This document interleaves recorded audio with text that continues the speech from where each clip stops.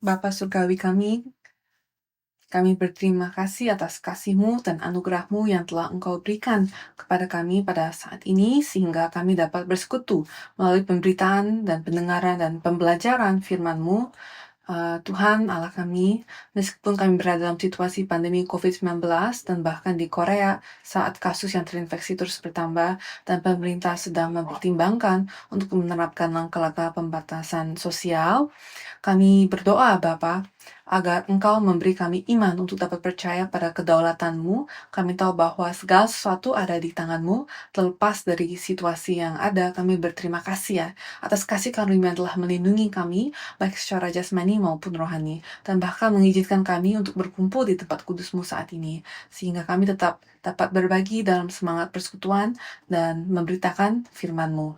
Untuk itu, kami memberikan kehormatan, kemuliaan, dan ucapan syukur kepadamu.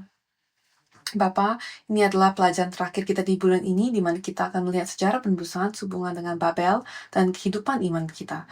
Kami bersyukur kepadamu Bapa, karena kami dapat mengikuti pelajaran ini. Kami berdoa agar ketika kami terus mempelajari sejarah penebusan dengan roh-Mu, kami dapat memiliki hikmat untuk mewujudkan kehendak-Mu melalui pemahaman akan firman-Mu, dan dengan demikian kami dapat semakin dekat dalam persekutuan denganmu. Dan Bapa, semoga anak-anakmu di seluruh dunia juga dapat semakin dekat denganmu. Kiranya Engkau mengaruniakan kepada kami kekuatan dan kemampuan untuk dapat memberitakan Injil ini, sehingga semua anakmu akan mengenal Yesus Kristus dan menerima berkat untuk dapat masuk ke dalam bait suci Yeskiel dan menggenapi melalui penyelenggaraanmu, melalui pemeliharaanmu, berkat Yehuwa Shama.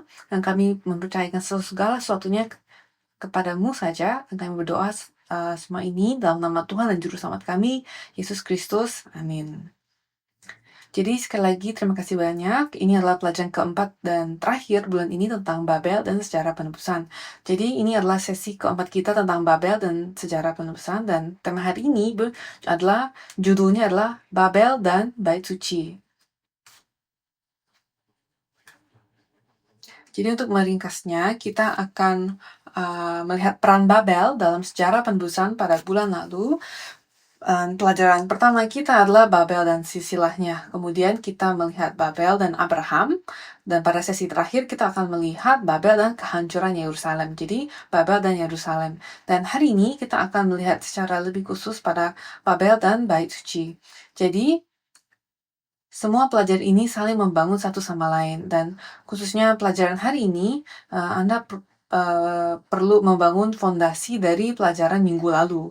Jadi akan ada banyak elemen yang paralel, banyak elemen yang saling terkait, dan semua itu akan terakumulasi ke dalam bait suci Yeskiel yang tentu saja kita telah mempelajarinya di buku ke-11 sekarang.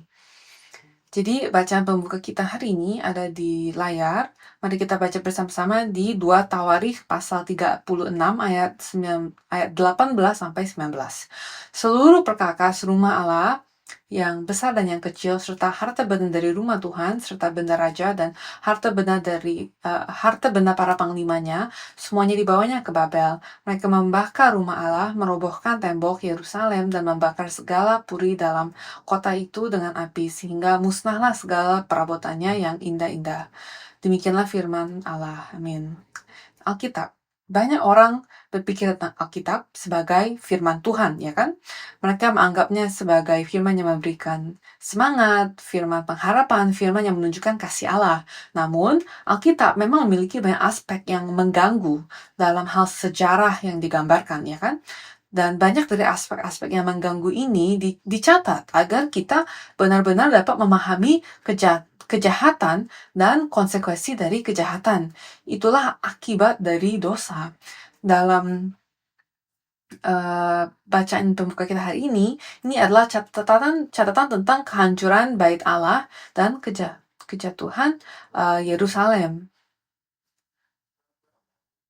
Jadi Nebukadnezar, Raja Babel, ia menghancurkan Yerusalem pada tahun 586 sebelum Masehi. 2 Taurik 36 ayat 18 mengatakan bahwa seluruh perkakas rumah Allah semuanya dirampas dan semua harta benda rumah Tuhan diangkut ke Babel. Dan kemudian di ayat 19 dikatakan bahwa rumah Allah dibakar habiskan, tembok Yerusalem dihancurkan, dan apapun yang dapat digunakan untuk membentengi kota itu, bangun-bangunannya semuanya dihancurkan dan dibakar dengan api. Jadi inilah akumulasi dosa yang terjadi di antara bangsa umat Allah karena mereka berpaling dari ibadah yang benar. Jadi bagaimana kita bisa sampai pada titik ini? Bagaimana kita bisa sampai pada titik yang ini? Dan bagaimana hubungannya dengan bait suci? Jadi poin pertama, kita akan melihat sejarah bait suci.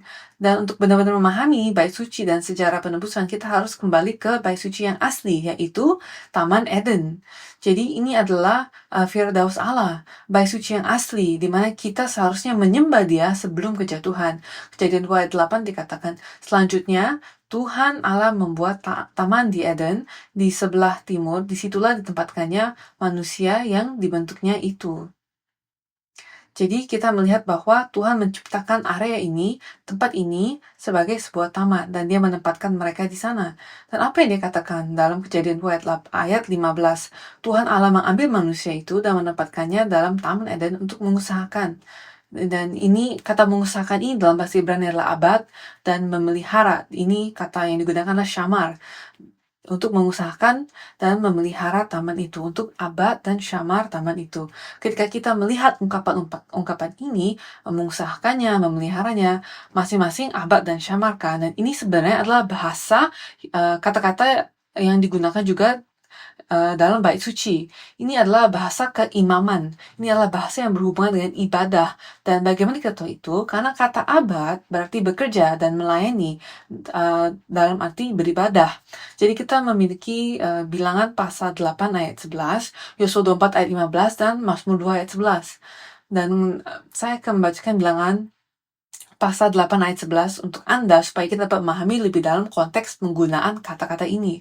Dikatakan di sini, Harun, jadi Harun adalah imam besar yang pertama kan, dikatakan, dan Harun harus menunjukkan orang Lewi itu sebagai menunjukkan dari antara orang Israel di hadapan Tuhan, dan demikianlah mereka diuntukkan melakukan pekerjaan jabatannya bagi Tuhan.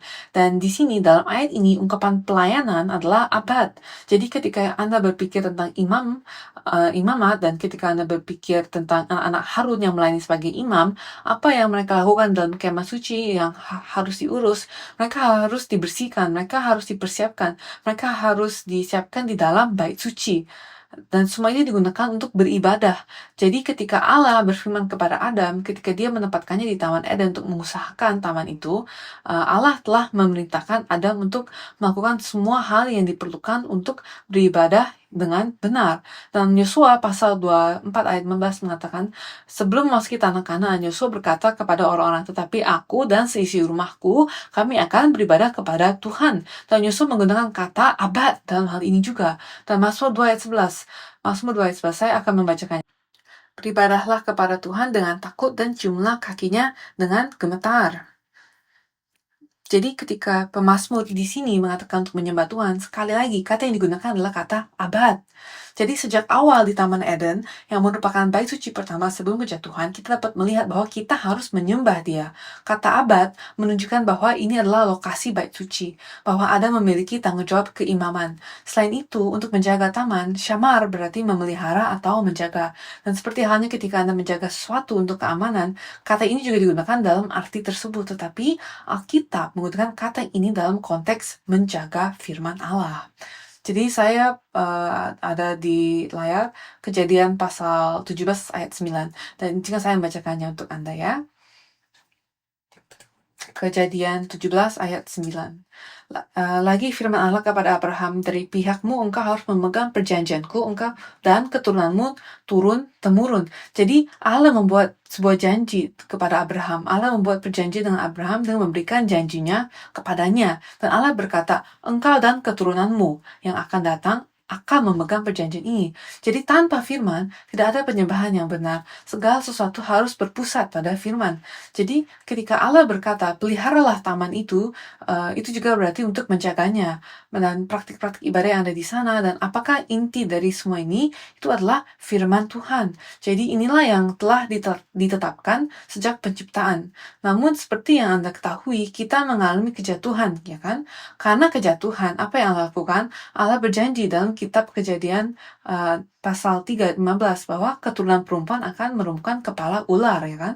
Jadi itu berarti bahwa Tuhan akan memulihkan umat manusia. Itu berarti bahwa penyembahan yang benar akan dipulihkan. Dan akhirnya Firdaus, tempat ibadah yang benar, akan dipulihkan.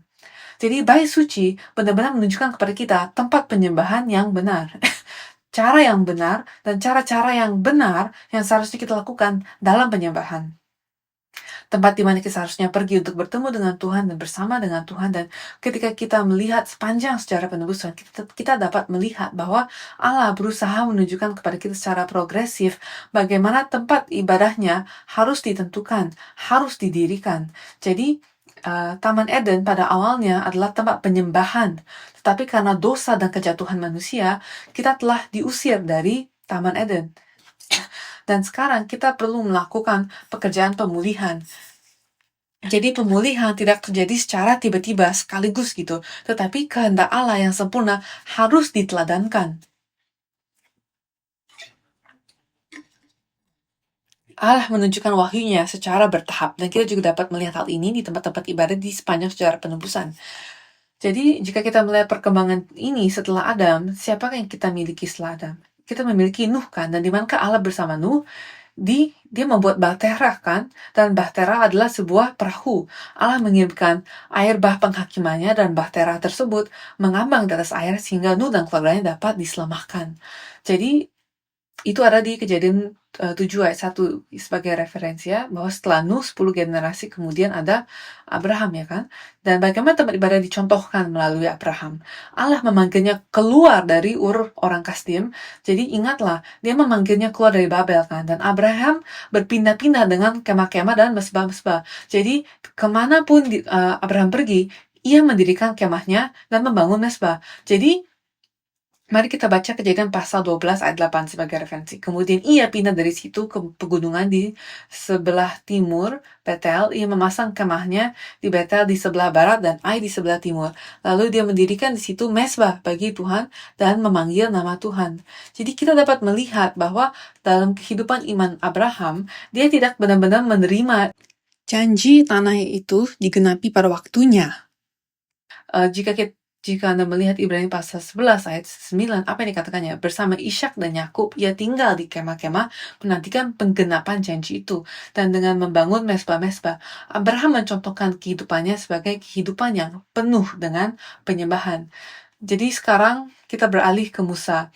Pada masa Musa, seperti yang kita ketahui, Yakub, Israel, dan anak-anaknya, mereka pindah ke Mesir, karena terjadi kelaparan yang hebat. Yusuf menyediakan jalan bagi mereka untuk diselamatkan. Dan bangsa itu bertumbuh, mereka beranak cucu, mereka berlipat ganda. Dan dalam kitab Keluaran, kita lihat ada lebih dari 2 juta orang yang siap untuk memasuki tanah yang dijanjikan Tuhan, agar Tuhan dapat menyatakan kediamannya kepada mereka, untuk menyatakan kehadirannya kepada mereka, dan memerintahkan mereka untuk membangun kemah suci. Jadi, coba kita baca Keluaran pasal 25 ayat 8. Keluaran pasal 25 ayat 8 dikatakan, dan mereka harus membuat tempat kudus bagiku, supaya aku akan diam di tengah-tengah mereka. Dan dalam ayat 9, Tuhan merinci bagaimana dia akan menunjukkan kepada mereka desain kemah suci sehingga mereka dapat membangunnya dengan tepat. Jadi setelah umat Allah diteguhkan, mereka akan memasuki tanah Kanaan, dan Allah memberikan Injil yang dapat dilihat oleh mata melalui kemah suci, dan melalui keimaman seluruh bangsa Israel dapat berkumpul untuk mempersembahkan diri mereka di hadapan Allah untuk menyembah Dia. Tapi hal yang penting tentang kemah suci adalah sebuah tenda. Kemah suci bukanlah sebuah tempat ibadah yang permanen.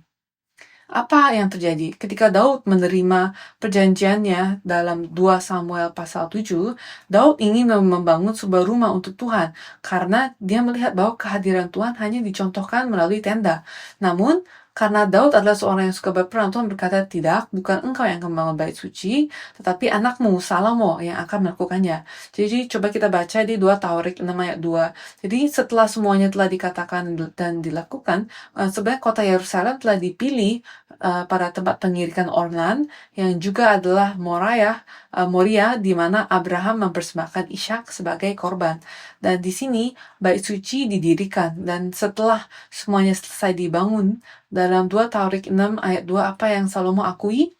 Coba kita baca. 2 Tawarik 6 ayat 2. Sekarang aku telah mendirikan rumah kediaman bagimu, tempat engkau menetap selama-lamanya. Jadi pikirkanlah hal ini. Adam jatuh, dan ia diusir dari Taman Eden, dan kemuliaan Allah hilang, dan melalui Nuh, Abraham, Musa, sehingga Salomo sepanjang sejarah penebusan, Allah berusaha memulihkan kediamannya bersama umatnya. Allah berusaha untuk memulihkan kehadirannya. Dan akhirnya, setelah semua kekacauan yang terjadi sejak kejatuhan Adam, melalui Salomo, yang namanya berarti damai sejahtera, di kota Yerusalem, Yerusalem yang berarti fondasi pendamaian, bait Allah dibangun di sini. Jadi sampai saat ini kita telah melakukan tinjauan singkat tentang apa yang telah kita pelajari selama 3 minggu terakhir kan. Dan sekarang kita akan melihat 2 Tawarik 7 ayat 19 sampai 22. Tetapi jika kamu ini berbalik dan meninggalkan segala ketetapan dan perintahku yang telah kuberikan kepadamu, dan pergi beribadah kepada Allah lain dan sujud menyembah kepadanya, maka aku akan mencabut kamu dari tanahku yang telah kuberikan kepadamu, dan rumah ini yang telah kukuduskan bagi namaku akan kubuang dari hadapanku, dan akan kujadikan kiasan dan sindiran di antara segala bangsa. Dan setiap orang yang lewat rumah yang amat ditinggikan ini akan tertegun dan berkata, apakah sebabnya Tuhan berbuat yang demikian kepada negeri ini dan kepada rumah ini? Maka orang akan berkata, sebab mereka meninggalkan Tuhan Allah nenek moyang mereka yang membawa mereka keluar dari tanah Mesir, dan sebab mereka berpegang pada Allah lain dan sujud menyembah kepadanya dan beribadah kepadanya. Itulah sebabnya ia mendatangkan segala malapetaka ini ke atas mereka. Sekarang, mari kita pikirkan kembali kitab Kejadian di pasal 2. Dikatakan bahwa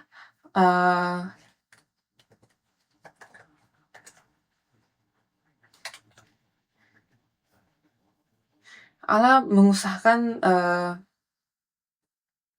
dikatakan bahwa Allah mengusahakan sebuah taman kan, dan Allah menempatkan manusia di sana, dan setelah dia melakukannya, apa yang dia katakan? Dia berkata, kamu akan mengusahakannya abad dan memelihara taman itu, syamar. Jadi, kamu harus melakukan perbuatan-perbuatan ibadah dan memelihara serta melindungi firman Allah. Dan sekarang, setelah bait suci dibangun, apa yang Tuhan katakan?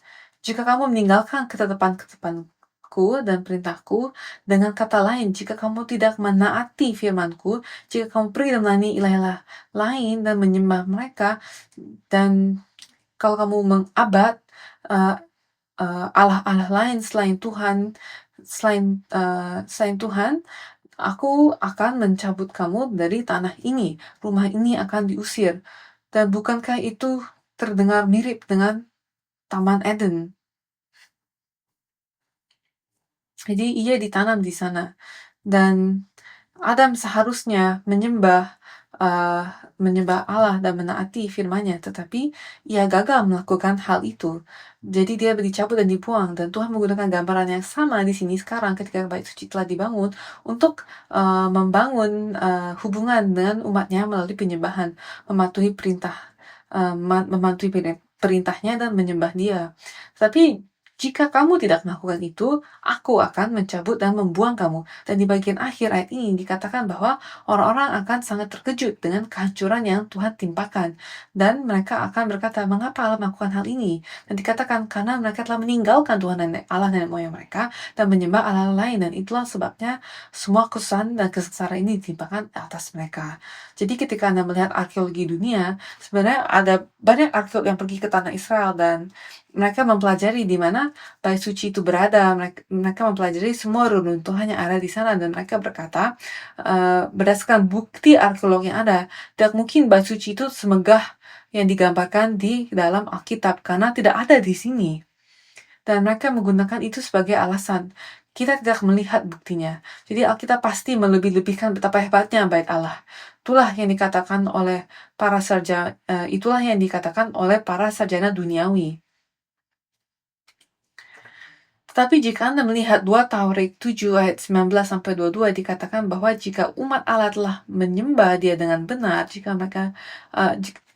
umat Allah tidak menyembah Dia dengan benar, jika mereka melanggar hukumnya, apa yang akan Allah lakukan? Dia akan mengusir mereka. Dia akan menghancurkan rumah itu. Dia akan mencabutnya. Dan apa yang dikatakannya, setiap orang yang melewatinya akan tercengang. Mengapa Tuhan berbuat demikian terhadap negeri ini? Tuhan berkata bahwa Dia akan menjadikannya sebuah kiasan dan sindiran, seolah-olah tidak pernah ada di sana. Jadi apa yang kita lihat hari ini, apa yang sebenarnya ditemukan dan dipelajari oleh para arkeolog yang mengatakan bahwa tidak mungkin ada bait suci di sana, itu sebenarnya adalah penggenapan dari firman Tuhan. Itu adalah sebuah kesaksian tentang kehancuran yang akan terjadi jika Anda tidak menaati firman Tuhan, jika Anda tidak menyembah Tuhan dengan benar. Maka kemuliaan Allah pun pergi dari bait Allah. Dan Nabi Yehezkiel bersaksi tentang hal ini. Dalam Yehezkiel pasal 7 ayat 20-22. Mereka menghiasi dirinya dengan emas dan peraknya, dan kepermainan perhias ini membawa mereka dalam kecongkakan. Dan dari emas dan perak itu mereka membuat patung-patungnya dan yang keji dan dewa-dewanya yang menjijikan. Oleh sebab itu aku akan menjadikan emas dan peraknya cemar bagi mereka. Dan Yehezkiel menjelaskan lebih rinci lagi dalam pasal 8. Karena panjang, saya menganjurkan kamu untuk membaca Yehezkiel pasal 7 dan 8 pada waktumu sendiri ya. Tapi Tuhan sedang mengatakan bahwa semua berhala dan kekejian yang mereka taruh di rumahnya, di baitnya, dan mereka menyembah allah-allah palsu di tempat di mana mereka seharusnya hanya menyembah Tuhan, ya kan? Dan selanjutnya ayat 21 dikatakan, aku akan menyerahkannya menjadi rampasan di tangan orang asing, menjadi jarahan bagi orang fasik di bumi ini. Dan mereka ini akan menajiskannya. Aku akan memalingkan wajahku daripada mereka, dan perampok akan menajiskan rumahku yang berharga. Mereka akan masuk ke dalamnya dan menajiskannya. Jadi apa yang dikatakan dalam ayat pembuka kitab suci ini, ke seluruh Babel datang, dan apa yang akan mereka lakukan? Mereka mencuri semua harta benda di rumah Tuhan. Jadi firman yang Tuhan nyatakan ini pasti digenapi kan? Dan jika kita melihat Yehezkiel pasal 10 ayat 18 dikatakan, lalu kemuliaan Tuhan pergi dari ambang pintu bait suci dan hinggap di atas kerup-kerup.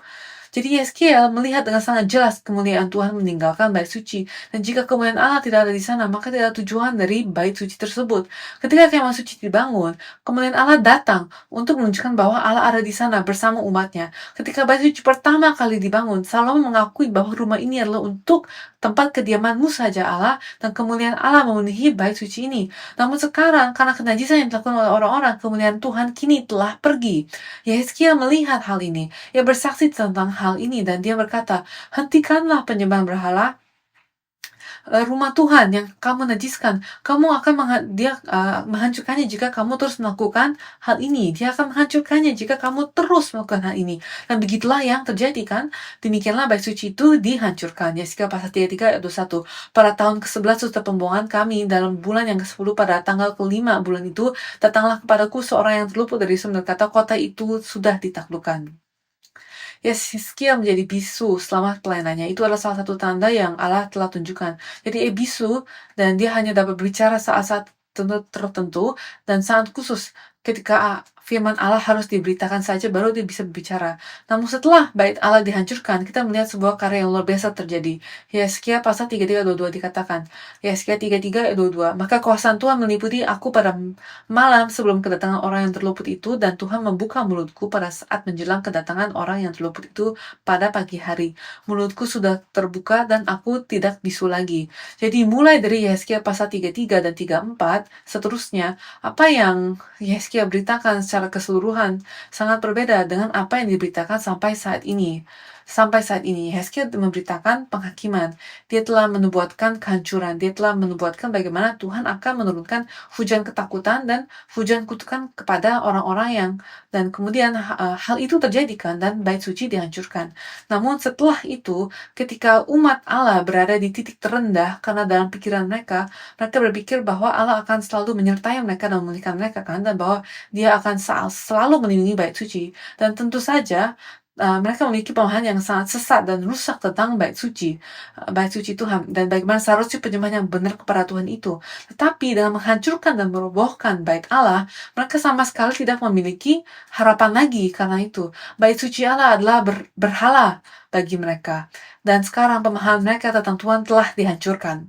Tapi sekarang Yehezkiel, mulutnya telah dibuka. Dia tidak lagi bisu. Dia tidak lagi tidak bisa berkata-kata. Dia dapat berkata-kata. Dan ketika orang sangat membutuhkan untuk mendengar firman Tuhan dalam penghiburan, Yehezkiel berbicara. Jadi kita akan beralih ke poin nomor 2, pemulihan bait suci. Pemulihan bait suci. Jadi Yehezkiel pasal 4 ayat 11, dalam buku 11 sebenarnya ada 8 pemulihan secara keseluruhan. Dan pemulihan pertama adalah pemulihan gembala. Karena semua imam, para nabi palsu telah menyesatkan umat. Dan raja-raja yang jahat telah menyesatkan umat. Dan singkat cerita, mereka adalah gembala-gembala yang buruk. Dan Tuhan berkata, aku akan memulihkan gembalanya.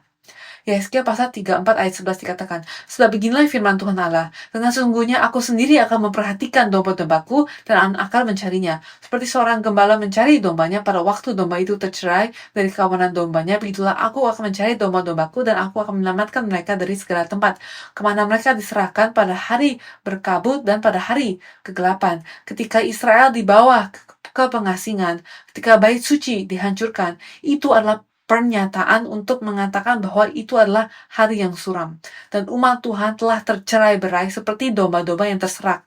Tetapi apa yang Tuhan katakan? Dia akan membebaskan mereka. Tuhan akan mengumpulkan mereka semua. Dan sekarang ingatlah, Tuhan telah berkata dalam firman-Nya, jika kamu tidak menaatiku, jika kamu tidak taat, jika kamu tidak menyembahku, jika kamu tidak menaati firman-Ku, aku akan mencabut kamu dan membuang kamu. Tapi lihatlah apa yang dia katakan sekarang dalam Yehezkiel 34 ayat 29, ketika Tuhan menjanjikan pemulihan. Dikatakan, aku akan mendirikan bagi mereka suatu taman kebahagiaan. Suatu taman kebahagiaan. Ingatlah, Tuhan telah menanam sebuah taman kan pada mulanya, dan sekarang dia berkata, aku akan menegakkan bagi mereka suatu tempat penanaman yang terkenal, suatu taman kebahagiaan, sehingga di tanah itu tidak seorang pun akan mati kelaparan dan mereka tidak lagi menanggung noda yang ditimbulkan bangsa-bangsa. Pada zaman dahulu kala, ketika satu bangsa menaklukkan bangsa lain, mentalitasnya adalah bahwa Allah bangsa yang menaklukkan bangsa lain adalah Allah yang menang atas Allah bangsa yang kalah itu. Jadi bagi mereka hal itu merupakan kesaksian tentang Allah bangsa mana yang lebih kuat. Jadi dalam pola pikir ini, jika Israel ditaklukkan dan bait Allah dihancurkan, semua bangsa akan berkata, kamu telah dihancurkan karena Allahmu terlalu lemah. Atau kamu telah dihancurkan karena Allahmu telah meninggalkanmu. Dan dalam hal ini memang benar, Tuhan tidak lemah, tetapi kemuliaannya memang telah pergi dari bait Allah. Hal ini dari sudut pandang agama merupakan penghinaan terhadap Israel dari bangsa-bangsa lain pada waktu itu. Tetapi Tuhan berkata, kamu akan ditanam kembali, dan kamu tidak akan lagi menanggung penghinaan. Dan dikatakan bahwa mereka tidak akan menjadi korban kelaparan di negeri itu. Jika ada kelaparan di negeri itu berarti Anda tidak dapat menanam apapun kan? Buah apapun tidak ada panen. Tetapi pikirkanlah kembali tentang Taman Eden, taman asli yang telah hilang dan akan dipulihkan. Tuhan berkata bahwa dia akan menanam umatnya lagi, tidak akan ada kelaparan, yang berarti akan ada banyak makanan. Bukankah itu memunculkan gambaran tentang pohon-pohon yang dapat Anda makan dengan bebas di dalam Taman Eden? Ya kan? Dan selanjutnya, Tuhan berjanji pada saat ini, juga perjanjian damai yang kekal. Yehezkiel pasal 37 ayat 24-28. Kita telah membacanya berkali-kali kan, tapi mari kita baca sekali lagi. Dikatakan, maka hambaku Daud akan menjadi rajanya, dan mereka semuanya akan mempunyai satu gembala. Mereka akan hidup menurut peraturan-peraturanku dan melakukan ketetapan-ketetapanku dengan setia. Mereka akan tinggal di tanah yang kuberikan kepada hambaku Yakub, di mana nenek moyang mereka tinggal. Ya, mereka, anak-anak mereka, maupun cucu cicit mereka akan tinggal di sana untuk selama-lamanya, dan hambaku Daud menjadi raja mereka untuk selama-lamanya. Aku akan mengadakan perjanjian damai dengan mereka, dan itu akan menjadi perjanjian yang kekal dengan mereka. Aku akan memberkati mereka dan membuat mereka banyak, dan memberikan tempat kudusku di tengah-tengah mereka untuk selama-lamanya. Tempat kediamanku pun akan ada pada mereka, dan aku akan menjadi Allah mereka, dan mereka akan menjadi umatku. Maka bangsa-bangsa akan mengetahui bahwa aku Tuhan menguduskan Israel pada waktu tempat kudusku berada di tengah-tengah mereka untuk selama-lamanya. Amin. Jadi ketika kita melihat perjanjian damai yang kekal ini adalah pernyataan perjanjian terakhir yang dibuat, yang menyusun perjanjian lama, dan kita melihat sehubungan dengan pemulihan. Banyak janji-janji Allah telah dibuat sejak kitab Kejadian hingga sekarang. Allah mengulanginya kembali. Allah sedang memulihkan gembalanya. Allah sedang memulihkan raja mereka. Allah sedang memulihkan tanah itu. Allah sedang memulihkan tempat kediamannya, tempat kudusnya, kehadirannya dengan umatnya. Hubungan mereka sekali lagi dipulihkan. Dan semua ini adalah pertanda dari Yesus Kristus yang akan melakukan pekerjaan ini. Yesus yang datang sebagai Immanuel, Allah menyertai kita, sehingga firman dan janji pemulihan ini, sehingga sejarah penebusan dapat digenapi. Jadi ada pemulihan dalam silsilah.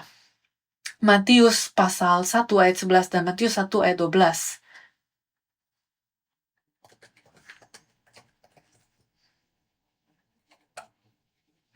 Yosia memperanakan Yekonia dan saudara-saudaranya pada waktu pembuangan ke Babel. Sesudah pembuangan ke Babel, Yekonia memperanakan Sealtiel, dan Sealtiel memperanakan Zerubabel. Jadi Matius pasal 1 ayat 11 menyimpulkan periode kedua, yang pada dasarnya adalah kejatuhan Yerusalem dan penghancuran bait Allah. Dan Matius 1 ayat 12 memulai periode ketiga yang ditandai dengan kembali ke Yerusalem dan pembangunan kembali bait suci. Dan dengan melihat bait suci ini, kita dapat melihat bagaimana Tuhan juga membagi silsilah. Jadi semua generasi dari Abraham hingga Daud adalah 14 generasi. Daud hingga pembuangan ke Babel, 14 generasi. Dan dari pembuangan ke Babel hingga Kristus, 14 generasi. Jadi dari berdirinya bangsa Israel, pembangunan bait Allah dan penghancuran bait Allah, pembangunan kembali bait Allah, dan dari bait Allah yang telah dibangun kembali sampai kepada Yesus Kristus, 14 generasi, 14 generasi, 14 generasi. Jadi total 42 generasi, total 3 periode. Begitulah sejarah penebusan disusun. Dan betapa indahnya hal itu melalui pengorganisasian sejarah penebusan. Nah, salah satu aspek dari bait suci dan salah satu aspek dari pemulihan adalah bahwa kita perlu memahami bahwa ini adalah pembebasan para tawanan, dan ini dimulai dengan Yoyakin. Jadi Yekonia dan Yoyakin adalah orang yang sama dengan nama yang berbeda. Yekonia memulai periode ketiga dalam silsilah, yaitu periode pemulihan. Dan apa yang dikatakan tentang Yoyakin dan Yekonia dalam perjanjian lama, kitab di dalam 2 Raja-Raja 25 ayat 27 dikatakan, maka Ewed Merodak, Raja Babel, dalam tahun ia menjadi raja, menunjukkan belas kasihannya kepada Yoyakin, Raja Yehuda, dengan melepaskannya dari penjara. Ewed Merodak berbicara baik-baik dengan dia dan memberi kedudukan kepadanya lebih tinggi daripada kedudukan raja-raja yang bersama-sama dengan dia di Babel. Ia boleh mengganti pakaian penjaranya dan boleh selalu makan roti di hadapan raja selama hidupnya. Ayat 30. Dan tentang belanjanya, raja selalu memberikannya kepadanya sekedar yang perlu tiap-tiap hari selama hidupnya. Mari kita pikirkan dalam sudut pandang sejarah penebusan. Jika kita dibebaskan secara rohani dari penjara dan kita berganti pakaian, kehadiran siapa kita datang? Ke hadirat Tuhan kan, ke hadapan Tuhan, Raja kita. Dan Tuhan memberikan firman-Nya kepada kita. Roti harian setiap hari kan, 1 porsi untuk setiap hari. Bukankah kita mengakui itu dalam doa Bapa kami? Berikanlah kami pada hari makanan kami yang secukupnya. Dan sekarang, kembali ke sejarah, Esra 3 ayat 8. Pada tahun yang kedua sesudah mereka sampai ke rumah Allah di Yerusalem, dalam bulan yang kedua, maka Zerubabel bin Sealtiel dan Yesua bin Yozadak beserta saudara-saudara mereka yang lain, yakni para imam dan orang-orang Lewi, dan semua orang-orang yang pulang ke Yerusalem dari tempat tawanan memulai pekerjaan itu, mereka menugaskan orang Lewi yang berumur 20 tahun ke atas untuk mengawasi pekerjaan pembangunan rumah Tuhan.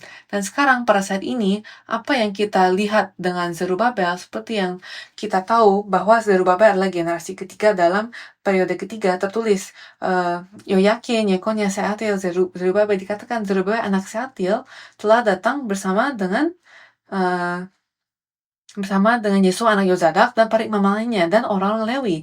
Dan apa yang mereka lakukan? Untuk bekerja kan, dan mereka menetapkan orang-orang Lewi untuk mengawasi pekerjaan rumah Tuhan. Jadi tempat ibadah dipulihkan, dan tata cara ibadah dipulihkan, para imam dipulihkan, dan ini dapat kita lihat melalui pembangunan kembali bait suci. Zerubabel berarti dilahirkan di Babel atau anak Babel. Jadi meskipun Anda lahir di Babel, meskipun Anda dilahirkan sebagai tawanan, Anda sekarang telah dibebaskan, dan Anda sekarang sedang dipulihkan melalui penyembahan. Dan ini diwakili oleh bait suci.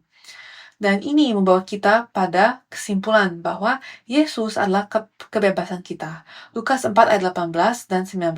Kita telah membahas hal ini minggu lalu, tetapi kita akan bahasnya lagi. Roh Tuhan ada padaku oleh sebab Ia telah mengurapi aku untuk menyampaikan kabar baik kepada orang miskin, dan Ia telah mengutus aku untuk memberitakan pembebasan kepada orang-orang tawanan. Jadi sekali lagi ini adalah pembebasan para tawanan ya. Lanjut. Dan penglihatan bagi orang buta, untuk membebaskan orang yang tertindas, untuk memberitakan tahun rahmat Tuhan telah datang. Jadi Yesus mengucapkan perkataan ini di rumah ibadah. Dan Lukas 4 ayat 21, Yesus berkata, pada hari ini genaplah nas ini sewaktu kamu mendengarnya.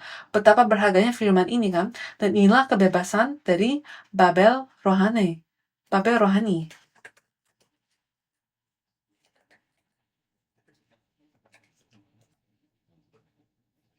Dan jika kita melihat Wahyu pasal 18 ayat 2 dikatakan, dan ia berseru dengan suara yang kuat katanya, sudah rubuh Babel, kota besar itu, dan ia telah menjadi tempat kediaman roh-roh jahat dan tempat bersembunyi semua roh najis dan tempat bersembunyi segala burung yang najis dan yang dibenci. Jadi dikatakan dalam Wahyu pasal 18, Babel adalah sebuah penjara. Itu adalah penjara rohani kita, dan darinya kita harus dibebaskan pada hari-hari terakhir ini.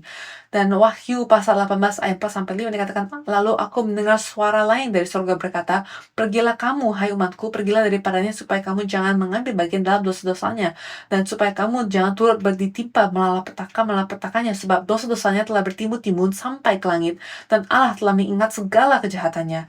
Jadi lihatlah kembali kitab suci yang dibacakan Yesus. Allah mengutus aku, Yesus, untuk memberitakan pembebasan kepada orang-orang tawanan, untuk membebaskan mereka yang tertindas, yang terbelenggu oleh penjara dosa, yaitu Babel rohani. Dan Wahyu pasal 18 dikatakan bahwa kita dipanggil keluar, bahwa kita bukan lagi tawanan. Dan suara ini memanggil kita dari surga, dan betapa berharganya hal ini. Jadi kesimpulan kita adalah bahwa Yesus adalah bait suci kita. Setelah kita dipanggil keluar bersama Babel rohani, dalam Wahyu pasal 18, setelah itu apa yang terjadi? Dikatakan, lalu aku mendengar suara yang nyaring dari tahta itu berkata, lihatlah, kemah Allah ada di tengah-tengah manusia, dan Ia akan diam bersama-sama dengan mereka. Mereka menjadi umatnya, dan Ia akan menjadi Allah mereka. Wahyu pasal 21 ayat 3. Lalu ayat 10 sampai setengah ayat 11 dikatakan, lalu di dalam roh Ia membawa aku ke atas sebuah gunung yang besar, lagi tinggi, dan Ia menunjukkan kepadaku kota yang kudus itu, Yerusalem, turun dari surga, dari Allah. Jadi inilah kota suci itu. Inilah Rasul Yohanes yang melihat hal ini. Nubuat atau pilihan ini tentang apa yang akan terjadi pada akhirnya. Tuhan membawanya pergi dalam roh, sama seperti Yeskiel dibawa dalam roh untuk melihat bait suci di gunung yang tinggi. Yohanes pun dibawa dalam roh ke gunung yang tinggi, dan ia melihat kota yang kudus, dan apa yang ada di atas sana adalah kemuliaan Allah. Jadi kemuliaan Allah sekarang telah dipulihkan. Dan apa yang dikatakan dalam Wahyu pasal 21 ayat 22, dan aku tidak melihat bait suci di dalamnya. Mengapa? Sebab Allah Tuhan yang Maha Kuasa adalah bait sucinya, demikian juga anak domba itu. Jadi bait suci yang sejati yang akan memulihkan kita semua, yang melaluinya kita dapat menyembah Tuhan dengan benar, tidak lain adalah Yesus sendiri. Yesus, tentu saja Yesus. Dia mati, dikuburkan, dan dibangkitkan. Jadi bait suci yang adalah tubuhnya telah dihancurkan, tetapi juga dipulihkan. Yohanes 2 ayat 19.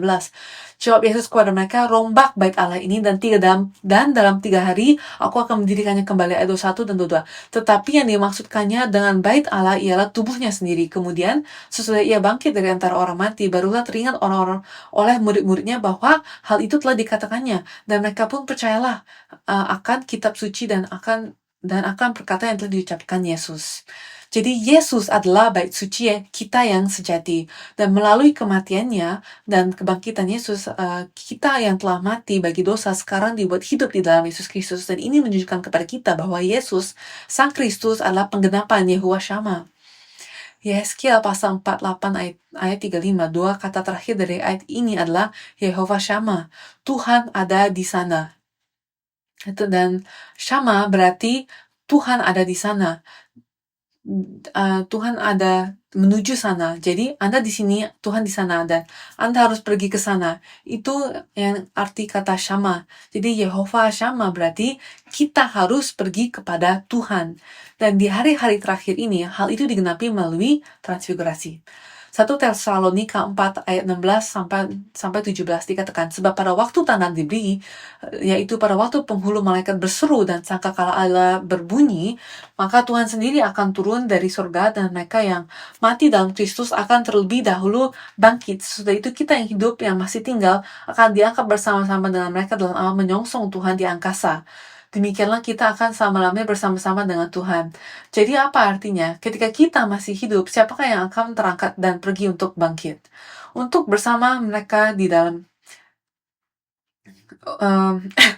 untuk bersama-sama dengan mereka di dalam Tuhan. Jadi kita ada di sini di bumi ini, tetapi kita akan pergi ke tempat di mana Tuhan berada. Kita akan ke sana, dan itu adalah Yehowa Shammah. Jadi kita akan selalu bersama dengan Allah, dan inilah Immanuel.